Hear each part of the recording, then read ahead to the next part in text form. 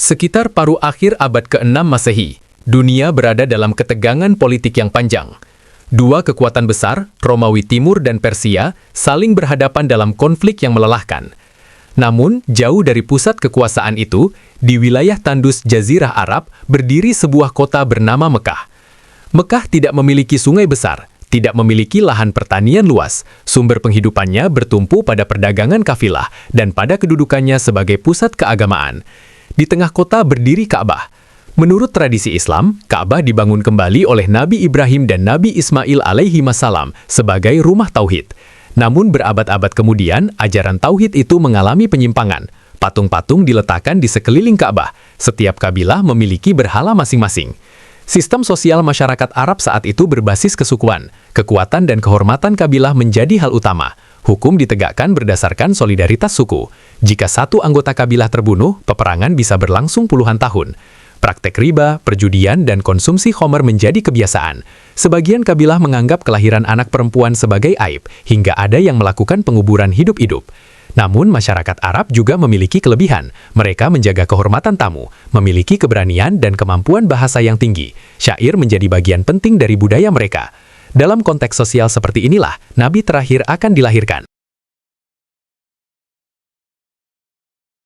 Sumber-sumber sirah klasik seperti karya Ibnu Ishaq yang diriwayatkan kembali oleh Ibnu Hisham, At-Tabari, serta Ibnu Katsir dalam Al-Bidayah wa Nihayah menyebut bahwa Nabi Muhammad SAW lahir pada tahun gajah.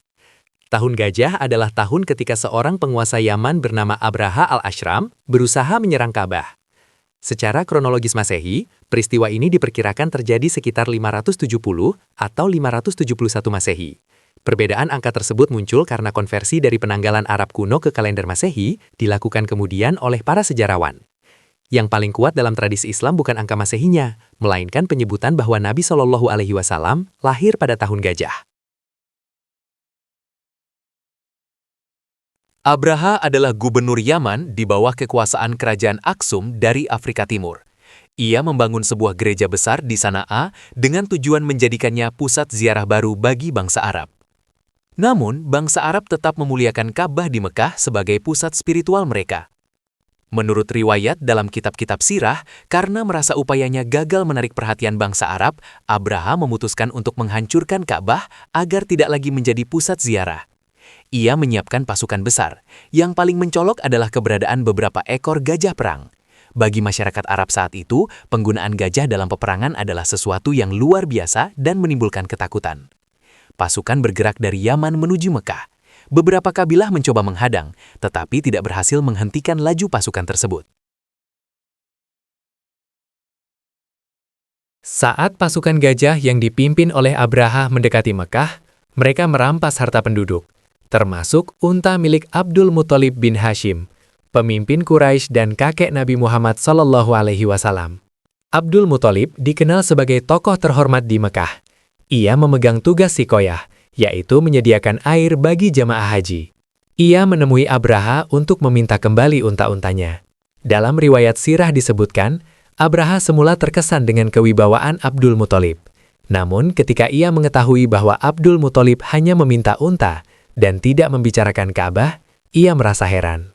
Abdul Muthalib menjawab bahwa unta-unta itu memang miliknya, sehingga ia berhak memintanya kembali.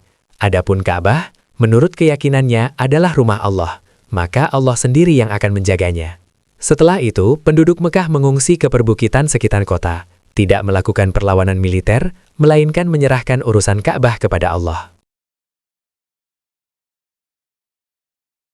Ketika pasukan Abraha bersiap memasuki kota Mekah dengan rombongan gajah yang besar, suasana tegang menyelimuti seluruh pasukan. Mereka yakin dengan jumlah dan kekuatan gajah-gajah itu, Ka'bah bisa dihancurkan. Gajah terbesar, yang menjadi tunggangan Abraha, tampak enggan melangkah ke arah Ka'bah. Anehnya, jika diarahkan ke tempat lain, gajah itu berjalan tanpa masalah. Tetapi setiap kali menuju Ka'bah, ia berhenti dan menolak. Pasukan terus mencoba memaksa, tetapi ketegangan semakin meningkat. Para prajurit mulai gelisah, menyadari sesuatu yang luar biasa sedang terjadi.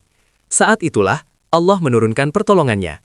Peristiwa ini diabadikan dalam Al-Quran, Surah Al-Fil, ayat 1-5. Tidakkah engkau memperhatikan bagaimana Tuhanmu telah bertindak terhadap pasukan bergajah? Bukankah dia telah menjadikan tipu daya mereka itu sia-sia? Dia mengirimkan kepada mereka burung yang berbondong-bondong yang melempari mereka dengan batu dari tanah liat yang dibakar, sehingga dia menjadikan mereka seperti daun-daun yang dimakan ulat. Burung-burung ababil datang berkelompok, membawa batu dari tanah yang terbakar, dan melempar pasukan Abraha.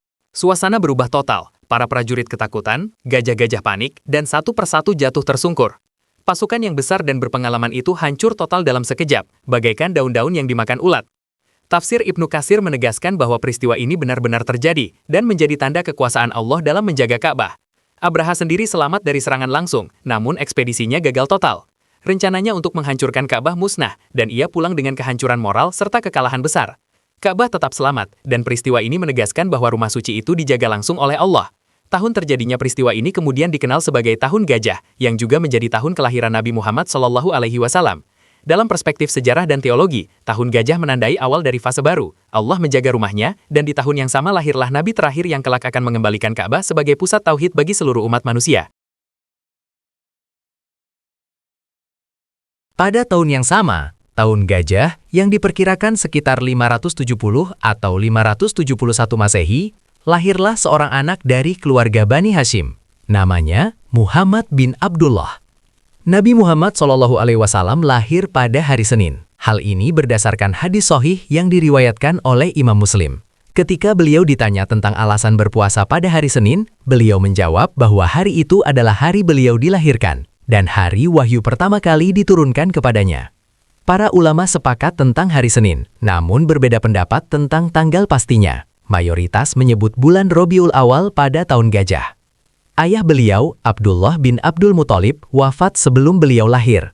Abdullah meninggal dalam perjalanan dagang ke Yatsrib, sehingga Nabi Muhammad SAW lahir dalam keadaan yatim. Ibunya adalah Aminah binti Wahb dari Bani Zuhrah.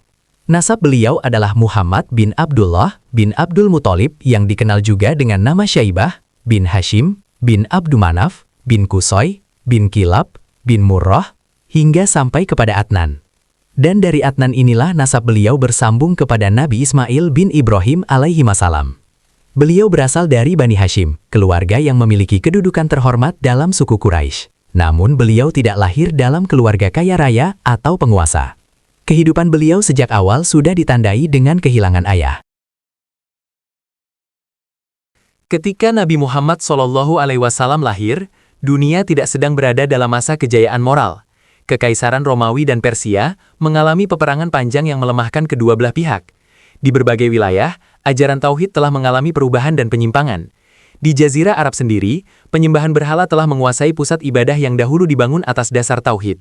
Dalam konteks sejarah seperti itulah, kelahiran Nabi SAW terjadi. Tidak ada pengumuman besar, tidak ada tanda politik yang mencolok. Namun dalam beberapa dekade kemudian, dari kota Makkah yang sederhana itu, risalah Islam akan menyebar ke seluruh Jazirah Arab, kemudian keluar menuju wilayah Romawi dan Persia. Peristiwa Tahun Gajah menunjukkan bahwa Mekkah telah memiliki kedudukan religius yang kuat, bahkan sebelum Islam. Secara teologis, umat Islam memahaminya sebagai bentuk penjagaan Allah terhadap Ka'bah. Dan pada tahun yang sama, lahir Nabi terakhir yang kelak mengembalikan Ka'bah sebagai pusat tauhid. Nabi Muhammad SAW lahir sekitar tahun 570 atau 571 Masehi dalam keadaan yatim. Tidak ada kemegahan yang menyertai kelahirannya. Namun setelah menerima wahyu pada usia 40 tahun, beliau membawa perubahan besar yang mengubah arah sejarah Jazirah Arab dan membentuk peradaban. Pada episode berikutnya, kita akan menyimak masa kecil beliau bersama Halimah Sa'diyah dan bagaimana Allah membentuk kepribadian Rasulullah sejak dini. Dukung channel ini dengan like, share, dan subscribe agar tidak tertinggal kelanjutan kisahnya. Mari kita lanjutkan pada episode selanjutnya.